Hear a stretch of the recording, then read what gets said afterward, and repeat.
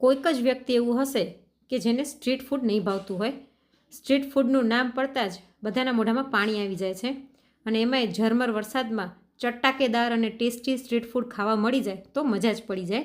તો આજે આપણે ઘરે એવું જ સરસ મજાનું ખૂબ જ ઝડપથી બની જાય એવું સ્ટ્રીટ ફૂડ બનાવીશું, જે ઘરમાં નાનાથી લઈ મોટા બધાને ખૂબ જ ભાવશે. તો ચલો રેસીપીની શરૂઆત કરી દઈએ. અહીં મેં 2 ચમચી લસણની કળીઓ, 2 ઇંચ આદુનો ટુકડો, અડધી વાટકી જેટલી લીલી કોથમીર કૂણી દાંડલી સહિત અને 3 તીખા લીલા મરચાં લઈ લીધા છે. આ બધાને આપણે ખાંડણીમાં નાખી દઈએ. તીખાશ તમારે જોઈતી હોય તે પ્રમાણે તમે વધારે ઓછી કરી શકો છો. આને આપણે અધકચરું ટેક્સચર જોઈએ છે, એટલે આપણે આને મિક્સરમાં ગ્રાઇન્ડ નહીં કરીએ. તો અહીં મેં આ બધાને ખાંડી લીધું છે અને આવું જ આનું ટેક્સચર હોવું જોઈએ. તો આને આપણે એક બાઉલમાં કાઢી લઈએ અને હવે આની અંદર આપણે થોડાક મસાલા કરી લઈશું.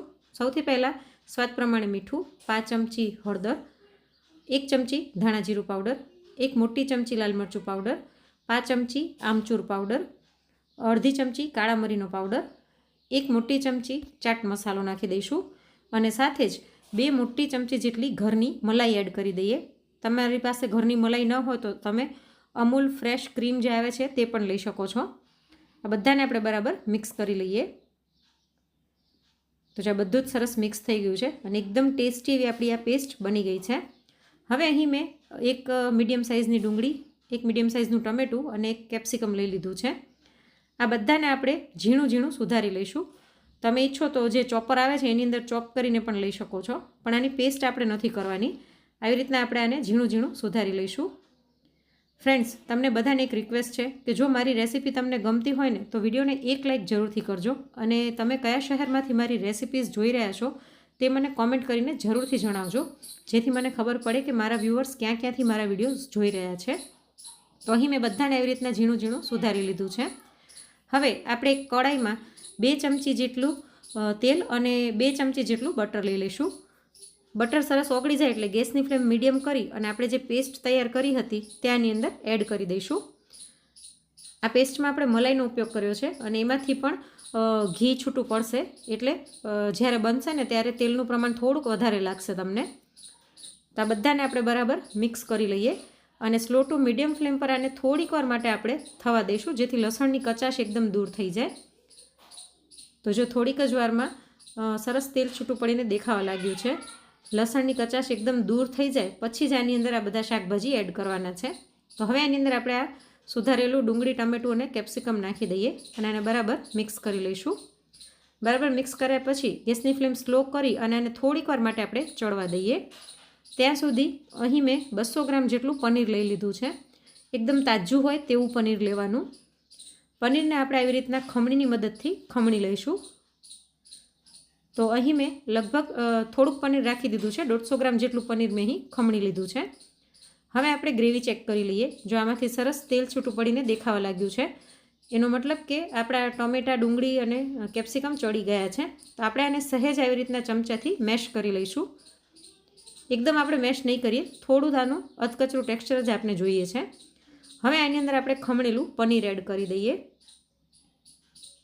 અને આ બધાને બરાબર મિક્સ કરીશું અને આની સાથે આપણે અડધી વાટકી જેટલું દૂધ નાખી દઈશું, રૂમ ટેમ્પરેચરવાળું.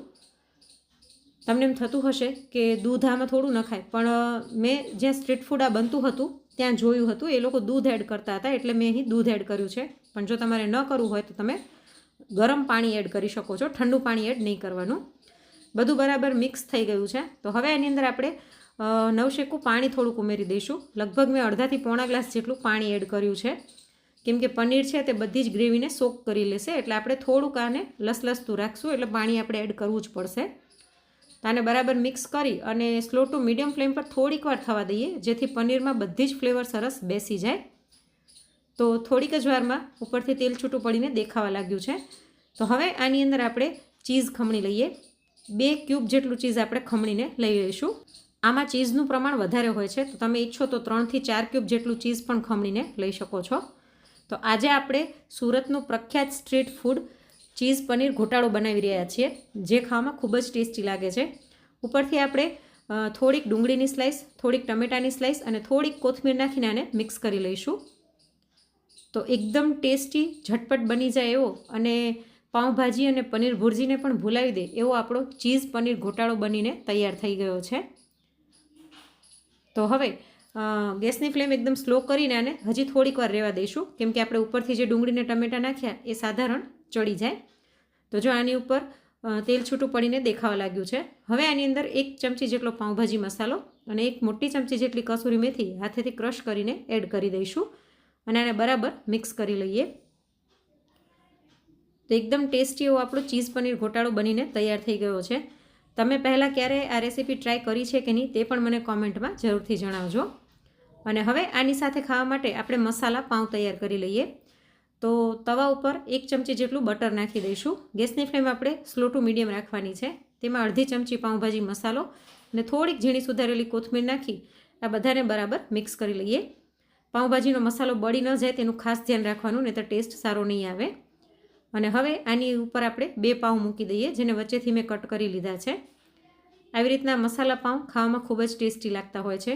અને આ ચીઝ પનીર ગોટાળાને તમે પાઉં સાથે, રોટલી, પરોઠા, ઢોસા સાથે ગમે એની સાથે સર્વ કરી શકો છો. ખાવામાં ખૂબ જ ટેસ્ટી લાગે છે. તો અહીં આપણા પાઉં પણ શેકાઈ ગયા છે. તો હવે આપણે ગરમા ગરમ ચીઝ પનીર ગોટાળાને સર્વ કરી લઈએ. પ્લેટમાં અહીં મેં ડુંગળીનું સલાડ મૂકી દીધું છે. તો તમે પણ આ ઝટપટ બની જતી અને ખાવામાં મજા પડી જાય તેવી રેસીપી એક વખત જરૂરથી ટ્રાય કરજો. આવી રીતના પ્લેટમાં સર્વ કર્યા પછી ઉપરથી ફરીવાર આપણે થોડુંક ચીઝ ખમણી લઈશું, કેમ કે આમાં ચીઝ જેટલું વધારે હોય ને ગોટાળો ખાવાની એટલી જ સરસ મજા આવતી હોય છે. પણ છતાં તમે તમારી ચોઈસ પ્રમાણે ચીઝ વધારે ઓછું કરી શકો છો. તો ફ્રેન્ડ્સ, આજની આ રેસીપી તમને કેવી લાગી તે મને કોમેન્ટ કરીને જરૂરથી જણાવજો. અને જો આજની રેસીપી ગમી હોય તો લાઈક કરીને વધુમાં વધુ શેર પણ કરજો. અને આવી જ અવનવી રેસીપી જોવા માટે ચેનલને સબસ્ક્રાઈબ કરવાનું ના ભૂલશો. જલ્દી જ મળીશું એક નવી રેસીપી સાથે. Thanks for watching.